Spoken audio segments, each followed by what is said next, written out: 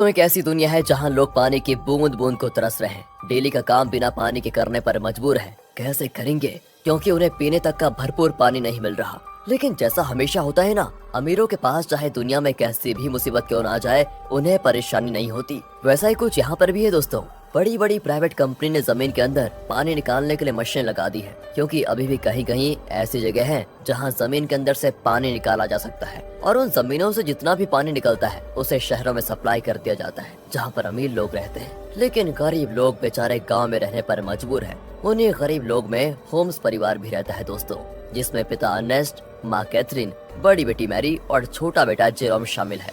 बड़ी मुश्किल से यह परिवार गांव में अपना गुजारा कर रहा था। अर्नेस्ट की काफी बड़ी जमीन भी थी, जिसमें उसके पिता खेती किया करते थे। लेकिन पानी की कमी होने की वजह से अर्नेस्ट खेती नहीं कर पा रहा है। उसने सरकार से भी बात की कि मेरी जमीन अभी भी फर्टाइल है, यानी कि पानी मिले तो इस पर फसल उगाई जा सकती है। लेकिन किसी को भी अर्नेस्ट की बात पर भरोसा नहीं है। इसलिए अर्नेस्ट खुद से ही जमीन खोद कर ट्राई करता है कि क्या पता उसकी किस्मत अच्छी हो, उसे पानी मिल जाए, जिससे उसका खेत फिर से हरा भरा हो जाएगा और फसल बेचकर वो पानी की कमी को भी अपने परिवार के लिए पूरा कर लेगा। दोस्तों, एक दिन की बात है कि अर्नेस्ट के खेत में जहाँ उसने पानी निकालने के लिए मशीन लगाई थी, वहाँ पर दो चोर आ जाते हैं जो उस मशीन को चुराने आए थे। अर्नेस्ट तुरंत ही गन लेकर वहाँ पहुँचता है और चोरों को जैसे ही पता चलता है कि अर्नेस्ट यहाँ पर आ चुका है, वो लोग बहाना करने लगते हैं कि हम तो बहुत दूर से आए हैं, थोड़ा पानी मिल जाता तो आपकी मेहरबानी होती। पर दोस्तों, तभी वो चोर मौका देखकर अपने पास रखी गन निकाल लेते हैं ताकि अर्नेस्ट को शूट कर पाए। लेकिन अर्नेस्ट का पाला तो ऐसे चोरों से डेली पड़ता था, इसलिए वो तुरंत ही उनके शॉट करने से पहले ही गन चलाकर उन्हें वहीं पर ढेर कर देता है। देखा दोस्तों,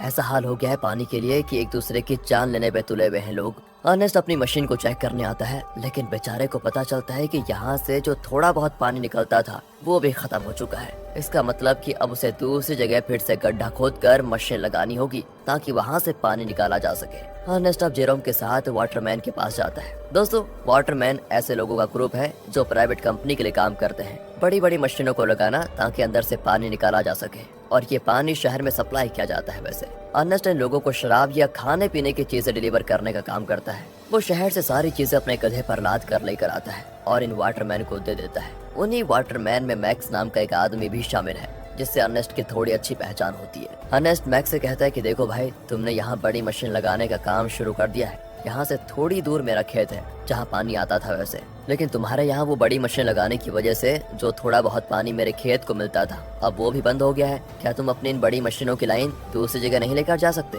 मैक्स कहता है कि ये तो मेरा काम नहीं है, तुम्हें बात करनी है तो तुम हमारे बॉस से जाकर कर सकते हो। अर्नेस्ट को पता होता है कि बॉस तो उसकी सुनने वाला है नहीं, इसलिए वो बेचारा अपना छोटा सा मुंह लेकर जेरोम के साथ घर आने के लिए निकल आता है। लेकिन जब इंसान की किस्मत खराब हो तो उसके साथ बुरी चीजें होने में टाइम नहीं लगता।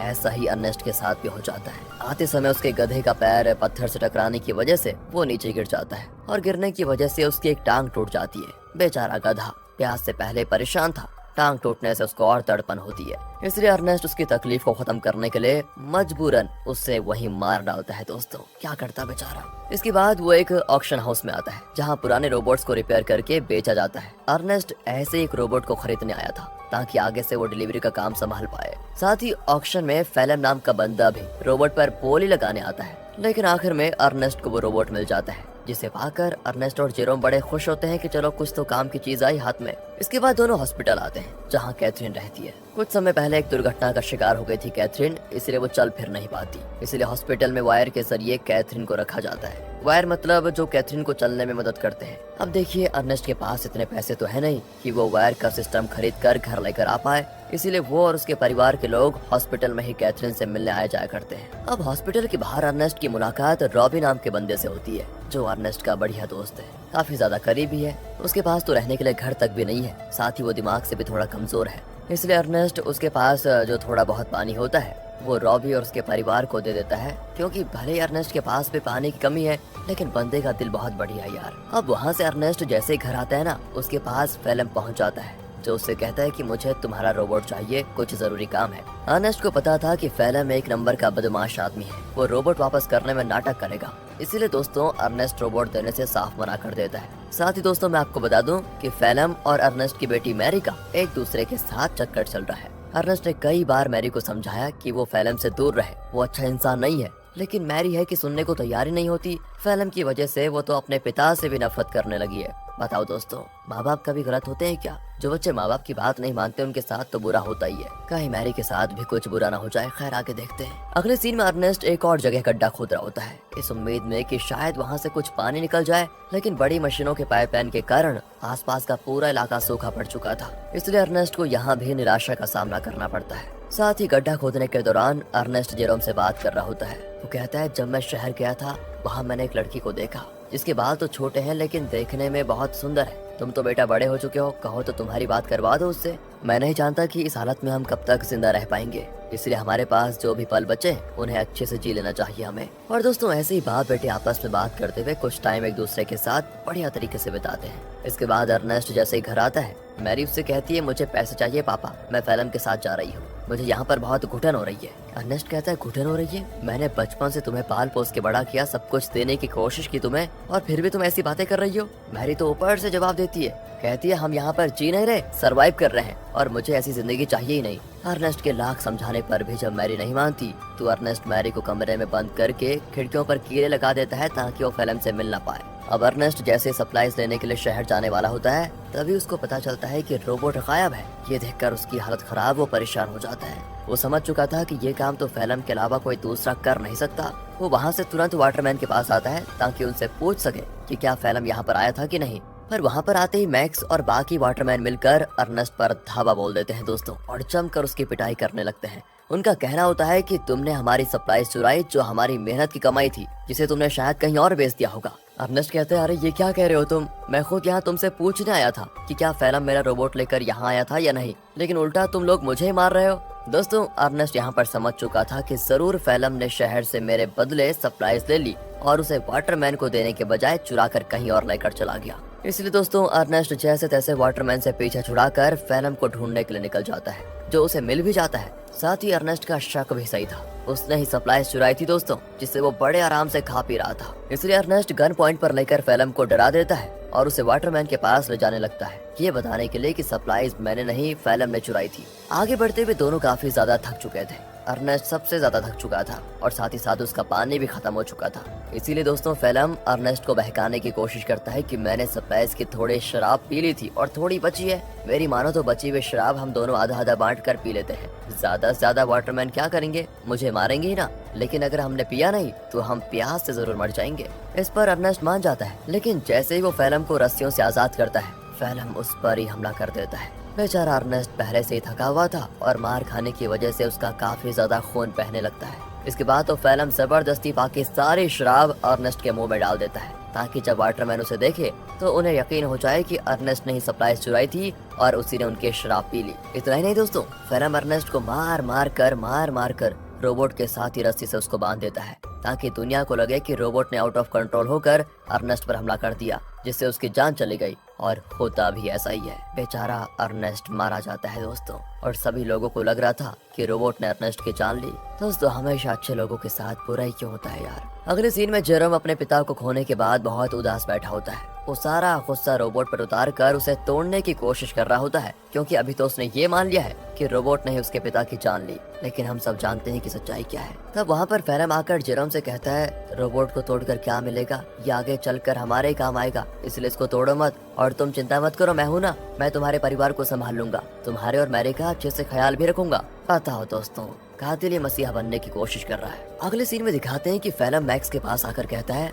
मुझे पानी की एक पाइपलाइन चाहिए ताकि उसकी मदद से मैं अर्नेस्ट की जमीन पर खेती कर सकूं। मैक्स कहता है, मैं क्या तुम्हारा कोई नौकर हूँ जो तुम कहोगे और मैं कर दूंगा? तो फिल्म उससे कहता है कि अच्छा, तुम्हें मानना पड़ेगा दोस्त, मानना पड़ेगा। वो दोस्तों उसका चाकू दिखाते हुए कहता है, ये चाकू तो याद है ना तुम्हें, उस दिन जब सप्लाईज लेकर तुम लोगों ने अर्नेस्ट पर हमला किया था, तब ये चाकू अर्नेस्ट ने तुमसे ले लिया था और मुझे ये चाकू उसकी बॉडी के पास मिला जिसमें तुम्हारा नाम लिखा हुआ है। सभी जानते हैं कि मरने से एक रात पहले सप्लाईज लेकर तुम्हारी और उसकी लड़ाई हुई थी। तो मैं क्या सोच रहा था कि मैं जाकर सभी को ये बात बता देता हूँ कि लड़ाई के दौरान तो मैक्स अर्नेस्ट को नहीं मार पाया, लेकिन अगले दिन जब उसे मौका मिला तो उसने अर्नेस्ट को मार दिया और आरोप डाल दिया रोबोट पर। यह सुनकर मैक्स घबरा जाता है और फिल्म की बात मानते हुए कंपनी से छुपाकर एक सीक्रेट पाइपलाइन अर्नेस्ट के खेत में चालू करवा देता है। जिससे दोस्तों खेत को पानी मिलना शुरू हो जाता है। सभी बड़े खुश होते हैं कि यहाँ पर फिर से खेती हो सकेगी। फैलम दोस्तों डेली हल जोतता है ताकि फसल उगा पाए। देखते देखते उसकी मेहनत रंग ला जाती है और खेती में चारों तरफ फसल उगने लग जाती है, जिसे देखकर जेरोम और बाकी सभी बड़े खुश होते हैं। साथ ही फैलम और मैरी रिलेशनशिप में भी थे, जिस वजह से मैरी प्रेग्नेंट हो चुकी थी, इसलिए उन दोनों की शादी करवा दी जाती है। शादी से फैलम बड़ा खुश था, लेकिन अंदर ही अंदर उसे ये भी याद आ रहा था कि ये सब अर्नेस्ट का था जो उससे मैंने छीन लिया। आज वो जिंदा होता तो ना ही मैरी से उसकी शादी होती और ना ही ये खेत उसे मिलता। अर्नेस्ट के मरने के बाद फैलम ने उसकी सारी चीजों को दोस्तों अपना लिया होता है, लेकिन ये इंसान यहाँ पर भी नहीं रुकेगा। अभी आप इसके पाप देखिए कितना करता है ये। अगले सीन में बैंक से कुछ कर्मचारी आते हैं जो फैलम के पैरों तले जमीन खिसका देने वाली बात बताते हैं कि जमीन पर तुम्हारी फसल उगी है। उस जमीन को अर्नेस्ट ने गिरवी रखा था, वो तो मर गया, इसलिए अब ये जमीन बैंक की होती है और इसमें जो फसल उगी है वो अभी बैंक के पास ही जाएगी। फैलम कहता है नहीं, ऐसा नहीं हो सकता, ये बात तुम्हें पहले बतानी चाहिए थी जब यहाँ पर फसल नहीं उगी थी उस समय, और अगर तुम पहले बता देते तो मैं कोई दूसरी जमीन देख लेता। लेकिन दोस्तों बैंक वाले नहीं मानते, वो कहते हैं कि 1 हफ्ते के अंदर अगर पैसे नहीं मिले तो इस जमीन को तुम भूल जाना। इतना कहने के बाद वो चले जाते हैं। फैलम तो परेशान हो चुका था कि अर्नेस्ट ने तो मुझे बेवकूफ बना दिया, बेकारी कहेगा, जमीन तक गिरवी रखिए, बताओ अब पैसों का बंदोबस्त कैसे कर पाऊंगा। बताओ दोस्तों, ये तो वही बात हो गई, उल्टा चोर कोतवाल को डांटे। खैर अब फैलम जेरोम से कहकर रोबोट ले जाने लग जाता है। वो कहता है मैं रोबोट को बेचने जा रहा हूँ ताकि इससे मिले पैसों से बैंक वालों का उधार चुका पाऊँ। लेकिन दोस्तों फैलम शरीफ आदमी नहीं था, वो रॉबी के पास आता है। वही रॉबी दोस्तों जो काफी ज्यादा गरीब है, और वो उसे बहाने से साथ में ले जाता है कि मेरे साथ चलो, मैं तुम्हारे लिए पानी वगैरह का बंदोबस्त करता हूँ। इसीलिए बेचारा रॉबी अपने बच्चे को लिए फैलम के साथ चला जाता है। लेकिन मैंने कहा था ना दोस्तों, फैलम के पापों का घड़ा भरा नहीं है। वो धोखे से बेचारे रॉबी के बच्चे को बेच देता है, जिनसे मिले पैसों को वो बैंक वालों को दे देगा। अब इसकी खबर जैसे रॉबी को लगती है, वो फैलम से झगड़ा करने की कोशिश करता है। लेकिन जहाँ पर फैलम ने बच्चे को बेचा था वहाँ झगड़ा वगैरह करने का रूल नहीं होता। बच्चा बिक गया तो डील कभी नहीं टूटेगी, इसलिए वो बदमाश लोग रॉबी को शूट करके मार देते हैं दोस्तों। साथ ही वो फैलम को भी शूट करने की कोशिश करते हैं, क्योंकि उन्हें तो लगा था कि फैलम रॉबी की परमिशन के साथ उसके बच्चे को बेच रहा है। इसलिए फैलम जैसे तैसे अपनी जान बचाकर दोस्तों वहाँ से भाग ही जाता है। साथ ही वो रोबोट को वहीं छोड़ देता है, क्योंकि उसे जेरोम को भी तो बताना है कि ये पैसे बच्चे को बेचकर नहीं बल्कि रोबोट को बेचकर आए हैं। क्या कहें दोस्तों, कितना बुरा आदमी है यार फैलम। तभी तो दोस्तों अर्नेस्ट अपनी बेटी मैरी को मना कर रहा था इसके साथ रहने के लिए। अगले सीन में बैंक को पैसा देने की वजह से जमीन फिर से फैलम की हो जाती है, तो वहीं रोबोट आगे बढ़ते हुए अपने ओरिजिनल ओनर के पास जाने के लिए निकल पड़ता है। क्योंकि जब वो बदमाश लोग फैलम और रॉबी को शूट कर रहे थे तो कुछ गोली रोबोट को भी लग गई थी, जिससे हुआ ये कि रोबोट की डिफॉल्ट सेटिंग ऑन हो गई और इसीलिए वो अपने ओरिजिनल ओनर के पास जा रहा है जो कि शहर में रहता है और ओनर का नाम है कैल्विन। वो जैसे उस रोबोट को देखता है तो बिल्कुल हैरान हो जाता है कि ये किसका रोबोट घूमकर वापस मेरे पास आ गया। उस रोबोट पर दोस्तों अर्नेस्ट का नाम लिखा हुआ था, इसलिए कैल्विन रेडियो के जरिए अर्नेस्ट से संपर्क करने की कोशिश करता है ताकि वो आगे आए और अपने रोबोट को वापस लेकर जाए। जेरोम तो जैसे ही रेडियो को ऑन करता है तो बिल्कुल हैरान हो जाता है कि फैलम ने तो कहा था कि उसने रोबोट को बेच दिया, अब ये कैल्विन बता रहा है कि रोबोट उसके पास है। इसीलिए दोस्तों वो डिसाइड करता है कि अगर कैल्विन रोबोट वापस देना चाहता है तो कोई नहीं, ये तो बहुत अच्छी बात है, मैं जाकर उसको ले लेता हूँ। अगले सीन में जेरोम को रॉबी की पत्नी दिखाई देती है, जो रॉबी और उसके बच्चे के वापस न आने पर सदमे में जा चुकी थी। वो एक गुड़िया लेकर रॉबी और अपने बच्चे के आने का इंतजार करती है। सच में दोस्तों बेचारी के साथ बहुत बुरा हुआ ना। एंड इस चीज को देखकर जेरोम को लगता है कि जरूर कुछ तो बात है जो फैलम छुपा रहा है। जिसके बाद वो शहर के बॉर्डर पर आता है, लेकिन 18 साल से कम होने की वजह से गार्ड्स उसे शहर में जाने नहीं देते। तब वहाँ पर एक लड़की आती है जिसका नाम अना है। वो जेरोम से कहती है मेरे पास आ जाओ, मैं तुम्हें शहर भिजवा सकती हूँ, वो भी बहुत कम पैसों में। जेरोम जैसे ही अना को देखता है तो बिल्कुल हक्का बक्का हो जाता है, क्योंकि वो हूबहू वैसी होती है जैसा कि अर्नेस्ट ने उसे छोटे बालों वाली उस लड़की के बारे में बताया था। याद है ना दोस्तों, जब अर्नेस्ट जेरोम से कह रहा था कि तुम्हारी शादी कर लेते हैं, उससे बात कर लेते हैं तुम्हारी, तो दोस्तों जेरोम उससे फिर अर्नेस्ट के बारे में पूछता है, लेकिन वो तो जानती ही नहीं अर्नेस्ट को। जेरोम भी आगे कुछ नहीं कहता और इसके बाद वो जेरोम को शहर तक जाने वाली सामान की गाड़ी में छुपा कर बैठा देती है और उसकी मदद से जेरोम शहर पहुंच जाता है। अब शहर आने के बाद जेरोम कैल्विन से मिलता है, जो उसे उसका रोबोट वापस कर देता है। रोबोट को जो गोलियां लगी थी कैल्विन ने उसे भी रिपेयर कर दिया था, साथ ही उसने रोबोट की सेटिंग भी सही कर दी थी। तब जेरोम जैसे ही रोबोट को ध्यान से देखता है तो पता चलता है कि इसमें तो कैमरा लगा हुआ है जो कि लेजर बीम की मदद से वीडियो रिकॉर्ड करता है। वीडियो साफ रिकॉर्ड तो नहीं होता, लेकिन इतनी क्लियर जरूर होती है कि उसे देखा जा सके। और तब उन वीडियोस में जेरोम को उसके अर्नेस्ट के साथ बिताए हुए पल दिखाई देते हैं जिन्हें रोबोट ने रिकॉर्ड कर लिया था। उन्हीं वीडियो में दोस्तों वो वीडियो भी होती है जब फेलम अर्नेस्ट को मार रहा था और रस्सी से बांधकर उसे रोबोट के साथ जोड़ दिया था। इस चीज को देखकर जेरोम को एकदम से सदमा लगता है। उसे सच्चाई का पता चल चुका था कि उसके पिता का मरना कोई एक्सीडेंट नहीं था, बल्कि फेलम की सोची समझी साजिश थी। इसलिए वो रोबोट को लेकर वापस घर आ जाता है और आते ही फेलम को ये नहीं बताता कि उसको सब कुछ पता चल गया है, क्योंकि अगर मैरी को मालूम पड़ा कि ये सब फेलम ने किया तो वो तो सदमा बर्दाश्त नहीं कर पाएगी। ऊपर से वो प्रेग्नेंट भी है। इसीलिए जेरोम एक प्लान बनाता है। वो फेलम से कहता है कि मैंने रेडियो पर सुना कि रॉबी तुम्हें बुला रहा है। अब ये सुनकर फेलम परेशान कि रॉबी तो मर चुका है, ये कौन सा रॉबी बुला रहा है। इसलिए वो कहता है कि शायद वो कोई दूसरा फेलम होगा जिसके लिए वो रॉबी बोल रहा है। अब प्लान फेल होता देखकर जेरोम एक लेटर लिखता है फेलम को, ताकि फेलम को ऐसा लगे कि ये लेटर रॉबी ने भेजा है और वो उसे उसी जगह पर बुला रहा है जहाँ पर अर्नेस्ट मरा था। लेटर देखकर फेलम समझ चुका था कि कुछ तो गड़बड़ी है, मुझे वहाँ पर जाकर देखना ही पड़ेगा। इसीलिए वो उसी जगह पर जाता है जहाँ पर उसने अर्नेस्ट को मारा था। आगे बढ़ते हुए उसे जमीन पर बना हुआ गड्ढा दिखाई नहीं देता और गलती से वो उसे गड्ढे में गिर जाता है, जहाँ गिरने से उसका पैर टूट चुका था और वो मदद के लिए चिल्ला रहा होता है। तब वहाँ पर जेरोम गन लेकर आता है। उसे इतने गुस्से में देखकर फेलम समझ जाता है कि जेरोम को सब कुछ पता चल चुका है और ये सारा प्लान जेरोम का ही था। तो फेलम जेरोम को बहलाते हुए कहता है, देखो जो हुआ मैं उसके लिए शर्मिंदा हूँ, मुझे माफ कर दो, लेकिन देखो मैंने मैरी और तुम्हारे कितना अच्छे से ख्याल रखा। अगर मुझे कुछ हुआ तो मैरी ये सदमा बर्दाश्त नहीं कर पाएगी, इसलिए मुझे जाने दो।